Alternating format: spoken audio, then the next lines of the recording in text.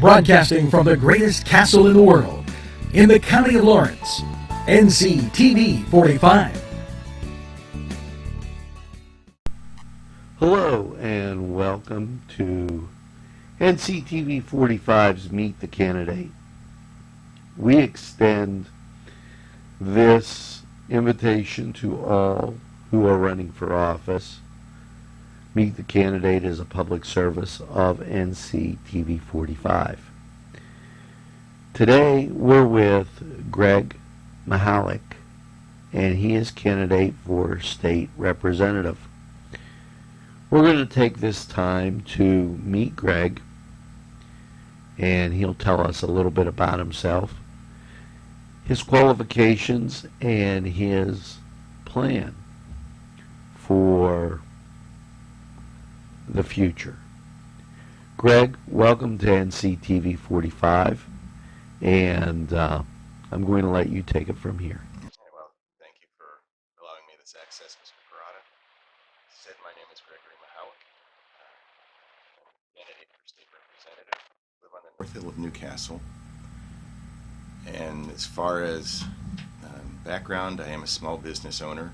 I've had my own business for 6 years. I've been involved with other companies, from sole proprietorship with 4 employees up to America's largest employer. There are numerous things that would qualify a person for a public office. As I see it, the most important is the desire to serve and help build the area. Now, I've lived here in Newcastle since 1995. I haven't seen any improvement in anything. And 4 years ago, I made my first attempt at this. I lost in the primary. 2 years ago, I was in battle with cancer, and now I'm ready to take everything head on. There's nothing worse than to see your neighbors suffer or community go downhill. Our current representative has done nothing to stem that tide. I have not seen any cohesive plan from his office or many of the elected offices in the county to do anything meaningful to create jobs, keep jobs here, encourage businesses to open here. Now, it's not a simple fix, but it is easy to point fingers. Now, there is no one person or entity I feel is responsible, but overall, lacking a motivated workforce that is drug-free is a big issue. Several employers in the area are saying that if you can pass a drug test and your heart is beating, I'd be willing to hire you and train you. That and getting employers in that are willing to hire people to build offices, businesses in an area of very high taxes, especially the property taxes. Since 2000, I've seen the property taxes on my home triple. That actual value has gone down, the market value, because of the deterioration of the overall neighborhood. That aside, there's nothing to keep people here. There's nothing to encourage businesses to move in to, especially Newcastle. See some long-term employers moving out for no other reason that the cost of doing business in Newcastle is higher than it is in other areas. Now, as mentioned, Aaron Bernstein, a lot of people were upset with him inviting businesses down to Elwood City and the surrounding area to do business. And as was I when he first came out with it, then I sat down and looked at it and what he said, and he's absolutely right. It's a more business-friendly environment. If I was still running a business, I'd go there too. It makes sense. What we need to do is work with the city elected officials and the county officials to create a plan, long-term, that will make it attractive to businesses to locate if not within the district, per se, in the city. I don't have a concrete plan. I have ideas. I don't know if they'll work. It's better than doing nothing. Tax credits have brought temporary jobs. When those credits expire, the jobs move on.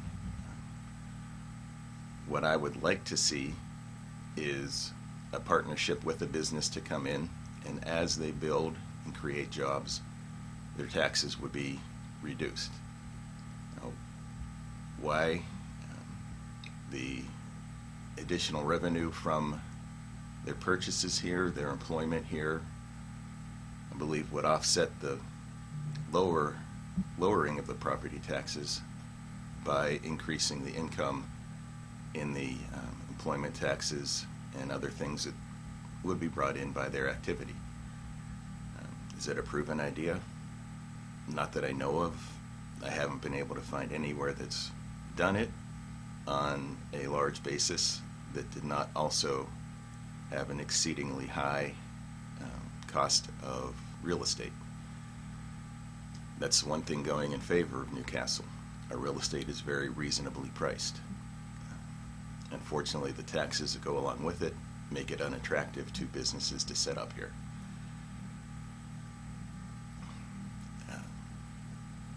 As far as economics, job growth, there isn't a whole lot of good prospects out there right now. Again, it's not a single item, but you need employers who are looking for jobs that are decent paying. You need employees that, like I said, can pass a drug test, who are willing to work, and an atmosphere where it's conducive and economical to set up a business. And right now, none of those, at least in the city, are completely available. I know in the area there is a lot of addiction problems.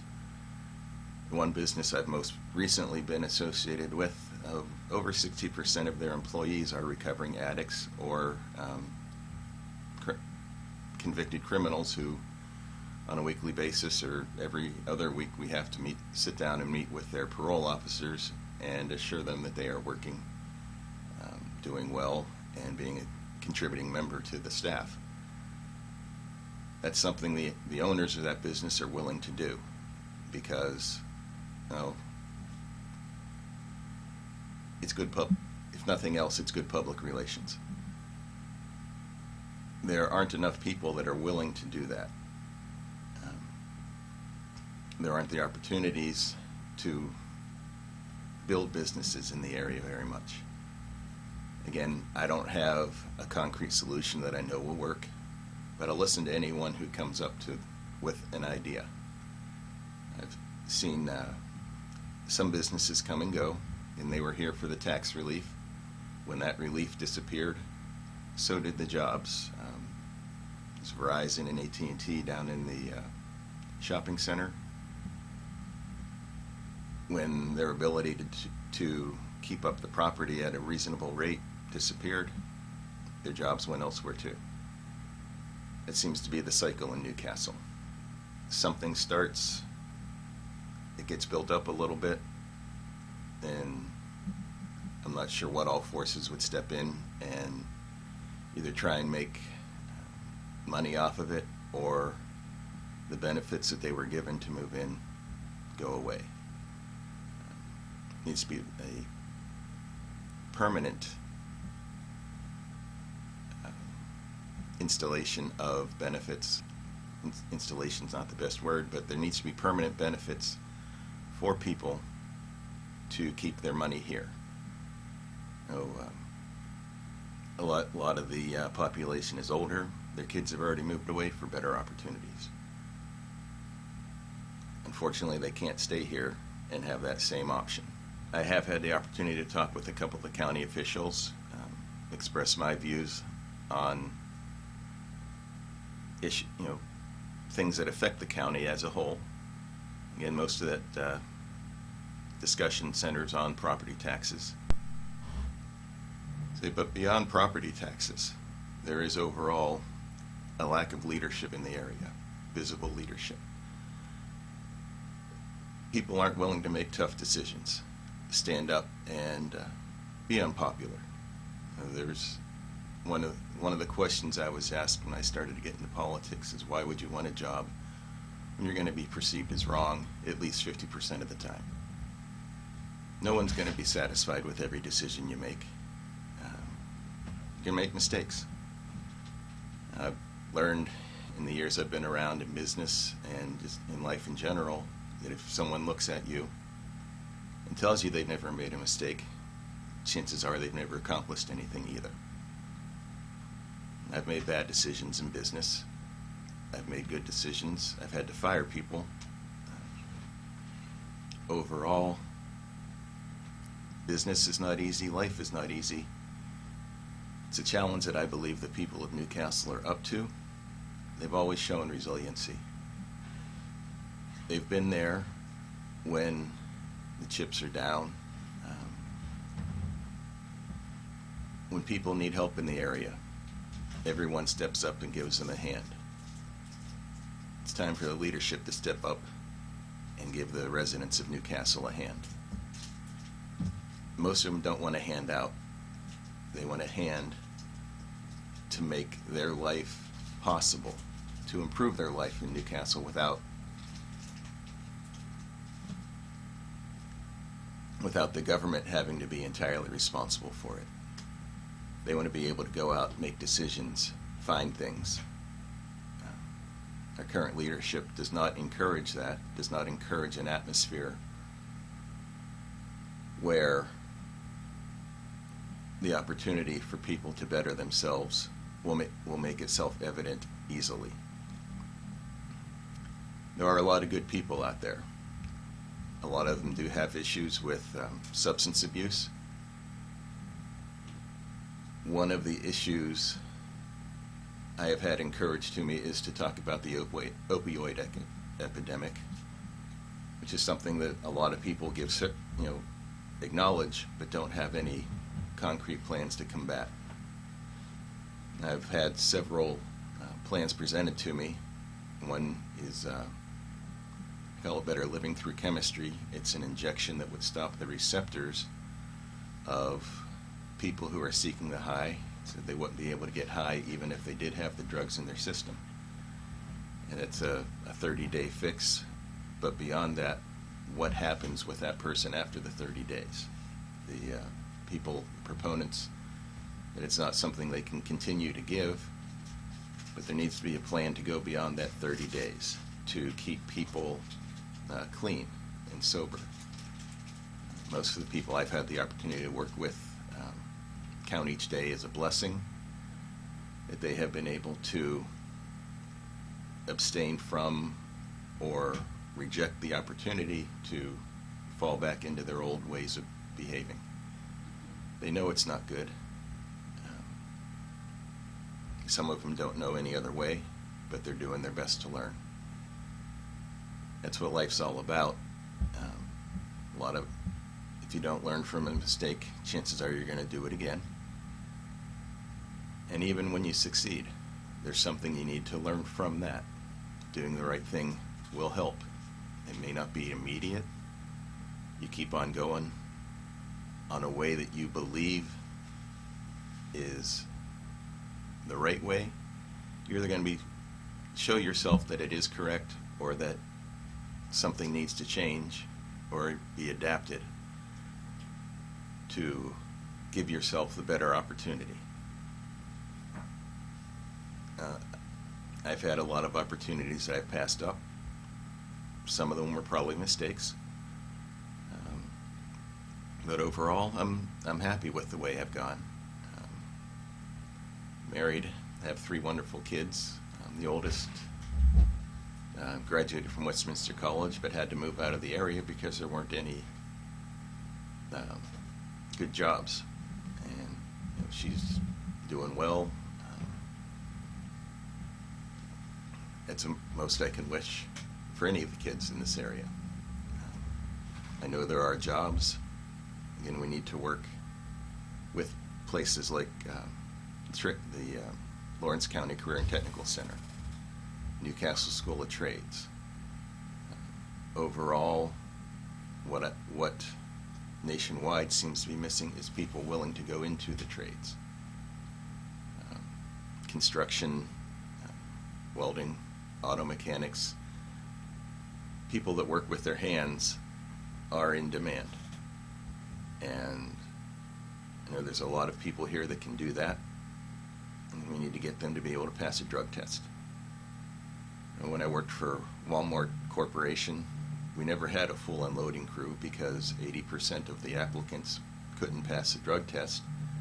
And of the 20% that did, about half of them never showed up after they were hired.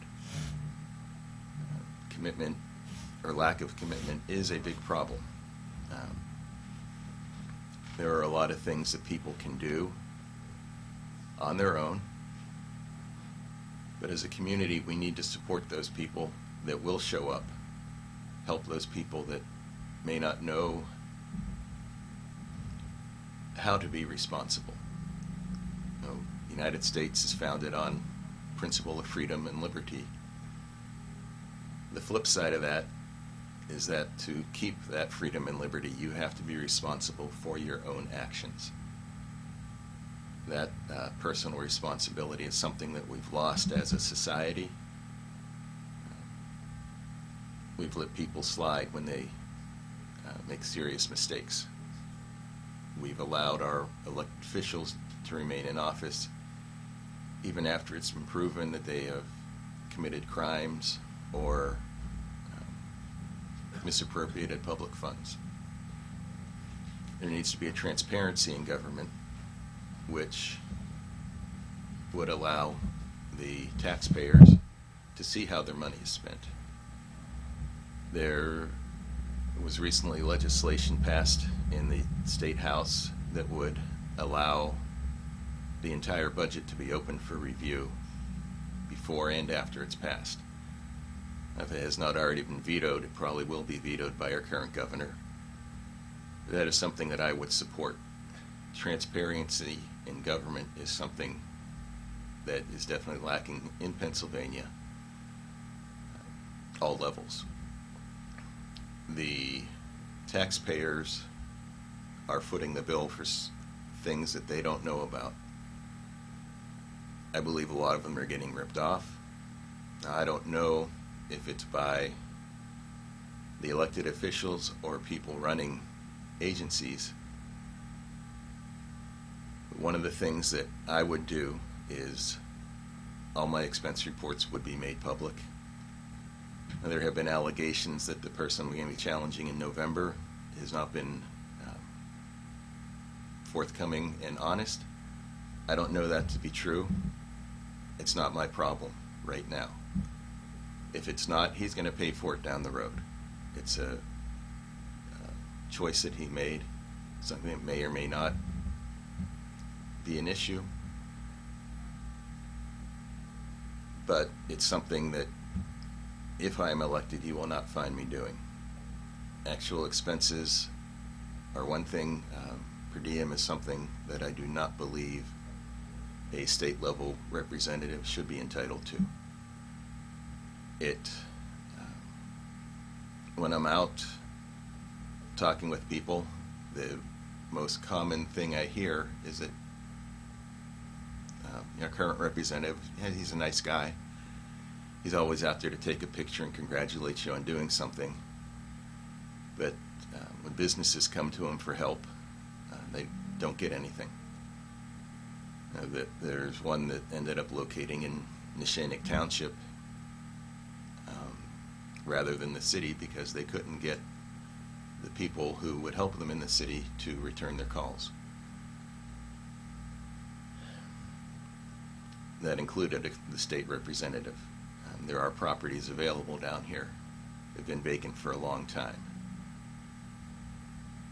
I don't know that there's businesses willing to come in, but any area representative should be willing to go out and not only try and recruit businesses, but talk with the owners of those businesses and the county, the city, and whatever municipality they're in to make that more attractive for investment in people, in rebuilding, renovation.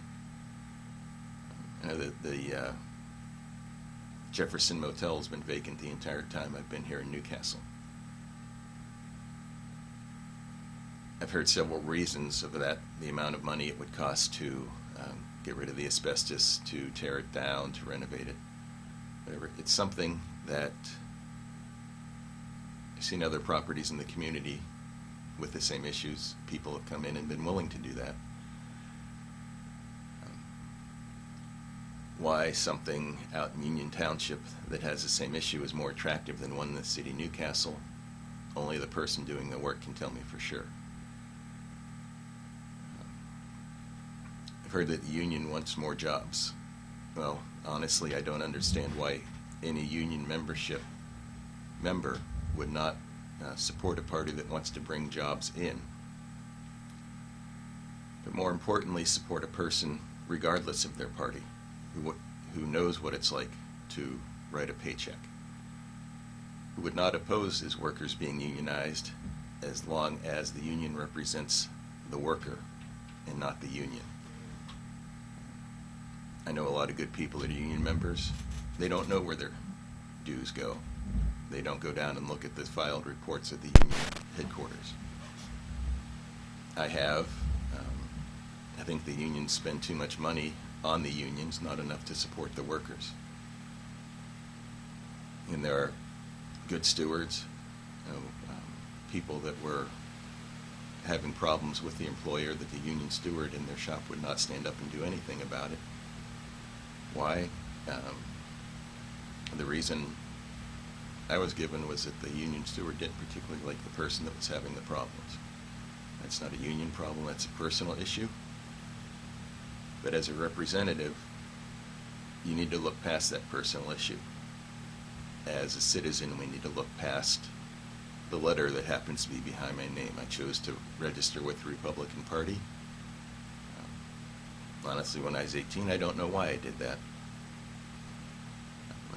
My mother was Democrat.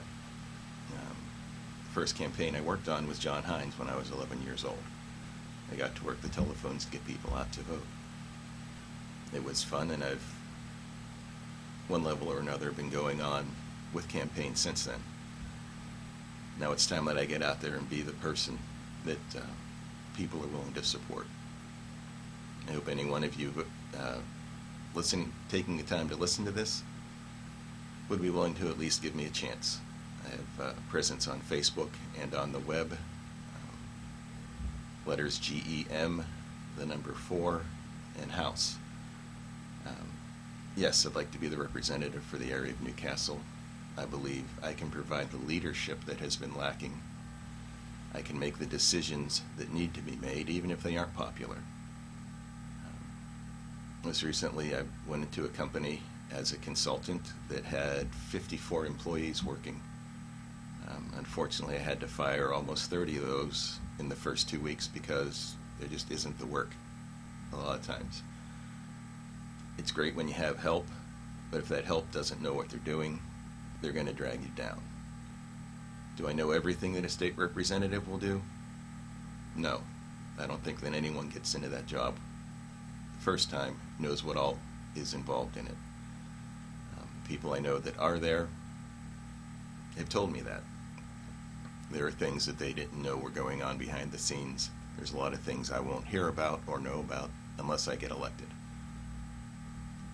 That's why I'm here. Again, I thank Angelo for the opportunity to reach out to the public, and would encourage you to send me questions. I've had a lot of people do that. I'll answer them. If you need something more public, I'd be willing to take it through my Facebook page. It's the best way to get in contact with me right now, as my webpage has been being hacked. As far as that goes, like I said, and thank Angelo for the opportunity. I'd like to thank Greg for stopping in. This has been Meet the Candidate, public service of NCTV45. We welcome all candidates running for all offices to stop in and take the time for Meet the Candidate. It's a public affairs presentation of NCTV45. Remember, NCTV